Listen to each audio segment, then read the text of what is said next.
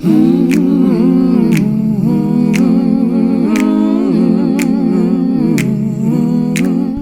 to a new edition of the Neon Jazz interview series with jazz multi-award-winning concert pianist and vocalist Angie Wells.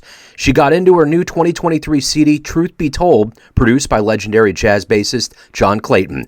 Inspired by the summer of 2020 and the events that moved us all into action, this singer has a smoky, well-rounded voice with an ability to entertain her audience in a way that is captivating by giving a show in the true sense of the word, with glamorous costume changes, humorous banter, and a voice that keeps the audience hanging on to every note.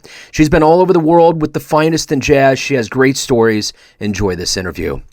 Thank you for taking a minute out today. I appreciate it. Oh, listen, thank you for being interested. I appreciate that. Yeah, you bet. You bet. So before we get into Truth Be Told, I want to know, the world of jazz musicians, the community was really rocked by the whole pandemic over the last couple of years. I'm curious how you survived that time period and how it changes the way that you approach your music now. Basically, it's interesting, surviving that time period. I think a lot of us just, were in. I mean, we just weren't gigging. I actually have another income source that helps me. I do makeup.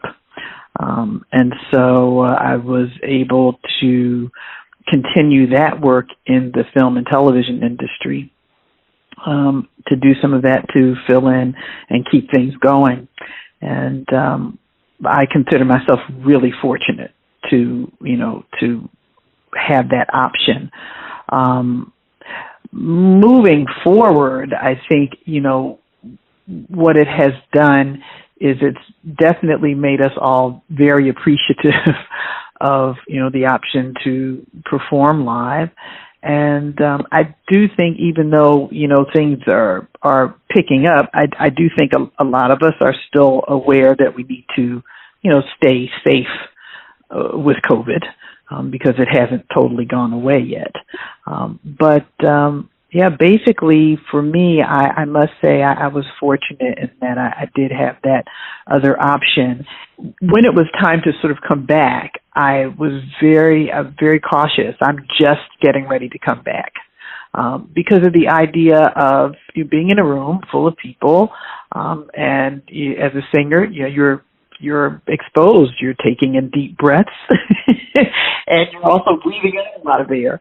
It's definitely something that I think we will all be conscious and aware of until it goes away.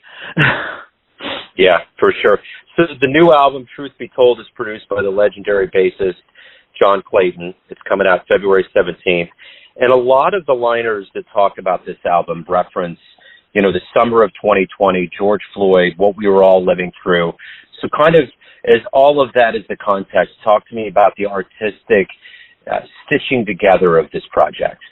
Basically what happened with the project was, obviously that summer, watching the horror on TV unfold in front of my eyes, being a mother of a young man, who is obviously brown. Of course, that was a major concern for me, and also just a concern for my people as a whole. I was quite saddened by that. And so this song sort of came to me, and I realized that I wanted to write a song, but at that point it was just a song. And then after I got the song done, this idea sort of came to me that I wanted to do an album. And I wanted to do this album based on various truths, the types of truths that we would see, like George Floyd, daily living, truths of not having enough time for things, just all of the things that we find are affecting us in daily life. And so I set out to write some originals, dealing with some social crisis. We have, a terrible homelessness crisis happening in the country all over, but particularly in Los Angeles. So I wrote Where the Living is Good as a sort of a response to that. I just started to feel that, okay, I think this is evolving. I then reached out to Josh Nelson, who is an amazing pianist. He was Natalie Cole's pianist. Worked with her for many, many years, and asked Josh to help me get the music on paper, and to, add some color to the melody, things that we were doing. And Josh and I sat and we actually got 3 originals finished together. And I said to Josh, now that I know that this is definitely going to turn into an album, I'm going to reach out to John and see if, he'd be willing to produce for me. I've known John for probably 6 or 7, actually maybe more than that, maybe 7 years. I actually approached him years ago to mentor me. And he is a very open and kind person. He said yes, he would. And over the years, I would call him when I needed information. I'd gone and attended the jazz camp that he runs up in Port Townsend in Washington State. Just sort of kept in touch. And when I decided to do this, I called him. I explained, what I was doing and who I had on board. He said, sure, yeah, I'd love to help you with that. I think we can do that. And so I was, needless to say, ecstatic, because having someone of his caliber, agree to work with me, I knew that meant he had confidence in my skill level, and that it was going to be a great project. Because John doesn't do anything that's not great. That's for sure. Let's dig back into your life here, and you obviously, you've been in the jazz game for a while. Talk to me about the beginnings, where you were born and raised, and how these seeds of jazz were sprouted into you. I was born in Philadelphia. My dad was a huge jazz and blues fan. I mean, just huge. We had tons of vinyl, and he even had 78s. Like, he was a collector. And on Sundays, after my dad was a barber, so Sunday and Monday were his 2 days off. He wasn't a churchgoer. My mom and I would go to church on Sundays. When we come back, my mom would cook dinner. My dad Sunday was his afternoon to play music, to play vinyl. So we would sit in the living room while Mom was in the kitchen, and he would, stack up the vinyl on the old player where you could put like 5 albums and they drop down one at a time. You may not be old enough to remember that, Joe. I don't know. Yeah. But we'd listen to that music. It just really, for me, it set this sort of natural love for that music.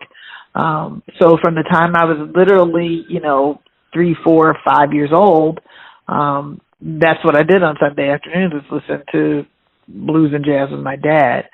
And then my mother would buy the season tickets to what our version in Philadelphia is like. We have the bowl here. We had the Dell in Philadelphia, which is sort of outside theater. And my mom would buy the series, the jazz series. So, I'd see Joe Williams and Lionel Hampton and, all those folks as a kid. That's what I got to do. It was great. And when I was 5, I had a really amazing experience. The school I went to was a parochial school, and the minister who ran it was very popular and within the Black community, and also was part of, working with civil rights.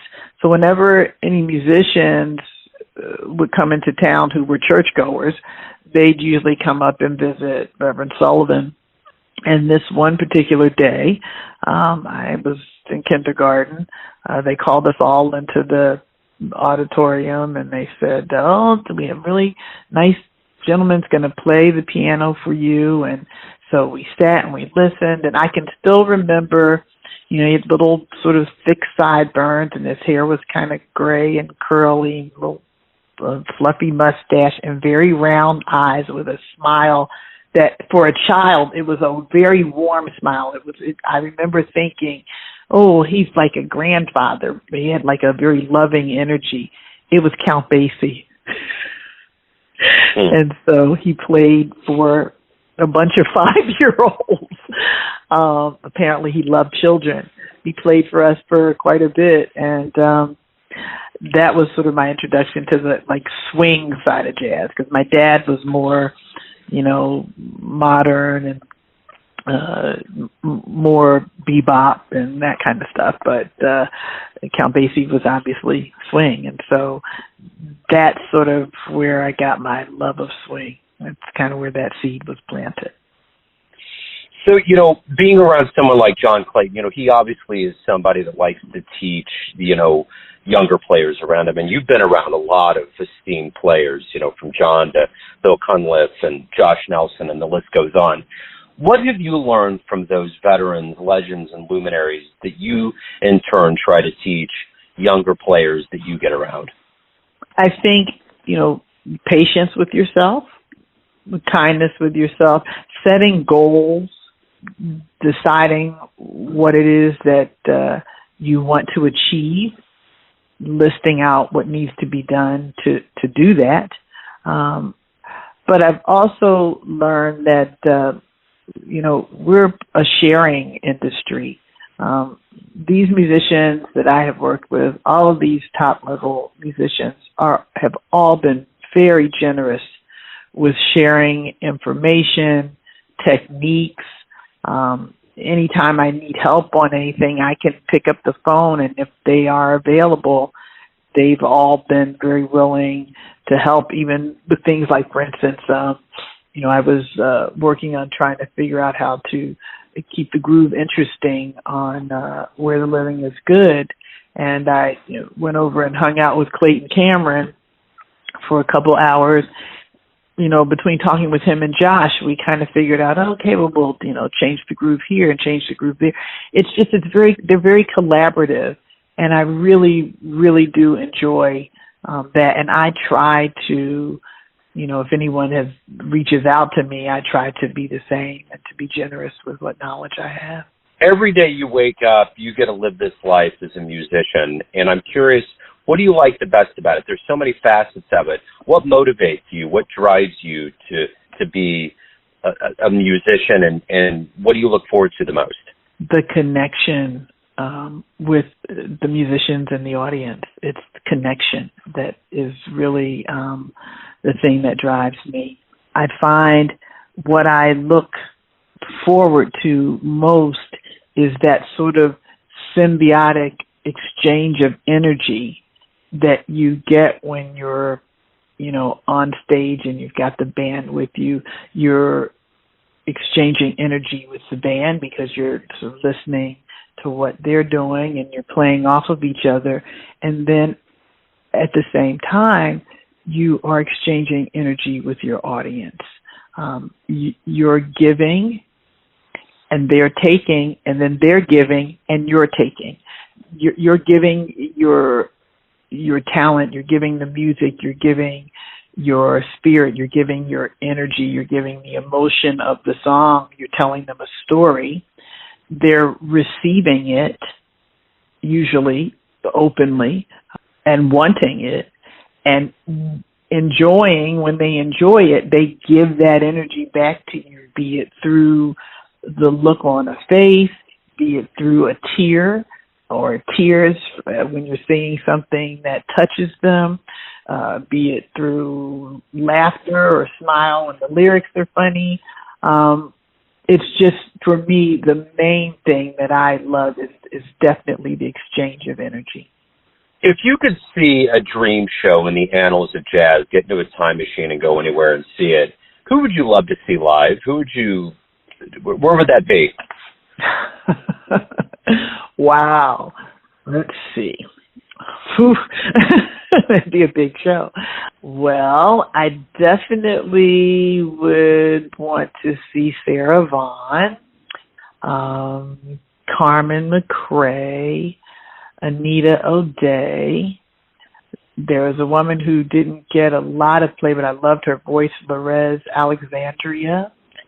And I guess musically, we count Basie, Duke Ellington. Let me see who else. Oh gosh, it's such a long list of people. Nina Simone, obviously, because I have a big love of her. Oh my goodness, this could go on for. I should have prefaced this with who, like, in the list, like, who would be the one that you would go see. But that's a great list that you threw out there. Okay. Yeah, definitely those ladies, Nina, Carmen, Sarah, Anita O'Day for sure. And, Duke Ellington was a great composer. Count Basie, a great swinger. And of course, there's lots of other, musicians, Monk. Like you said, it could go on, but that's a small list. Yeah, for sure. So, very simply put, why do you love jazz? I love jazz because jazz is not in a box. One of the things I most love about jazz is the fact that jazz musicians can get off a plane somewhere in a strange city, go to a jazz club, meet up with some other musicians, call out a tune, and just start playing and sound like they've been playing together. Because there's that freedom in jazz that you don't necessarily have, with pop or R&B. Something you got to stick to that chart.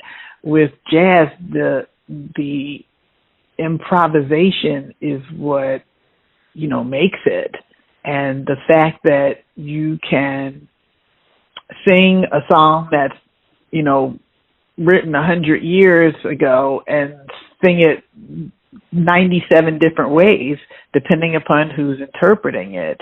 I find that wonderful about jazz.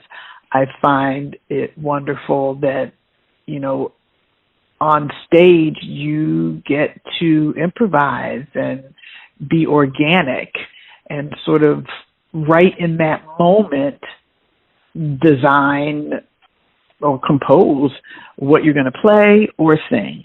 It's wonderful that we are able to do that in jazz, which doesn't really happen a lot in other music. So I think for me that's definitely one of the major points. And the other thing is I think that jazz is a mixture of so many different kinds of music. Like I said, it's not really pigeonholed. There's sort of soulful jazz, and there's swing, and then there's classic jazz, and there's vocal jazz, and there's bebop, and there's so many different facets to it. It has so many different flavors that it's hard to get bored. There's lots to do within it, and I like that variety. Everyone has a perception of you, an idea of who they think you are, your family, your friends, your fans, but ultimately you live your life. What's your perception of you? Who do you think you are? Oh, well, I'm a humble person, so this is always awkward to start talking about oneself. I think of myself, I guess, as a singer who really wants to connect, who wants to do performances that, show jazz at its best. I'd like to be a part of, keeping jazz in the forefront.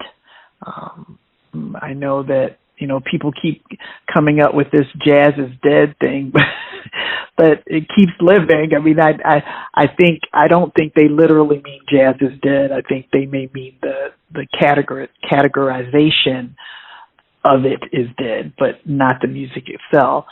So I'd like to be part of keeping it alive, and I sort of think of myself as I guess, a conduit for the music. I want to bring elegance and fun and funk and, sort of ancestry. I'd like to bring all of that. That's sort of who I see myself as an artist. I definitely like glam. I like glamour. I like to keep that as part of what I bring to jazz for myself.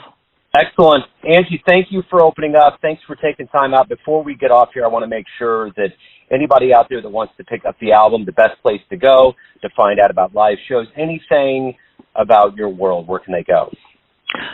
They can check out my website. I'm just starting to get back into performing. Literally, my first show back is going to be January the 19th in Palm Springs.